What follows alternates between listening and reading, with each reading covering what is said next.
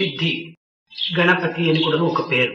இவருக்கு சித்தி புத்தி கணபதி என்ற பெயரும் உண்டு. ఇతని యొక్క జ్ఞానము చాలా తీక్షణమైనటువంటిది. இவரது அறிவு மிகவும் கூர்மையானது. ఇతను కవులలో మహాకవి. இவர் కవిகளுக்கெல்லாம் మహాకవి. ఒకానొక సమయంలో వ్యాసుడు మహాభారతాన్ని వ్రాయమని కోరినప్పుడు ఇతను వ్యాసుడు చెప్పటము, గణపతి వ్రాయటం.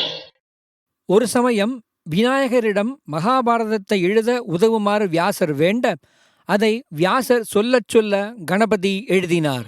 ఇతను రాయు సమయం లోపల అది మహాభారతం అనగా గొప్ప భారతమే, కొన్ని లక్షల శ్లోకములతో చేరినటువంటిది. மகாபாரதம் பெயருக்கேற்ப மகாபாரதமே. அதன் பல லட்சக்கணக்கான ஸ்லோகங்களை அவர் எழுத வேண்டியிருந்தது. కాలమును వ్యర్థము చేయకూడదనేటువంటి అర్థంని వినాయకుడు ప్రపంచానికి బోధిస్తూ వచ్చాడు. காலத்தை வீணடிக்க கூடாது எனும் கருத்தை உலகிற்கு போதிப்பவர் விநாயகர்.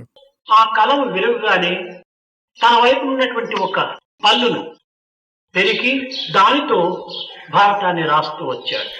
எனவே எழுதும் பொழுது எழுத்தாணி உடைந்ததால் சற்றும் தாமதிக்காமல் உடனே தனது பல்லாகிய தந்தத்தை ஒடித்து அதை கொண்டு தொடர்ந்து எழுதினார்.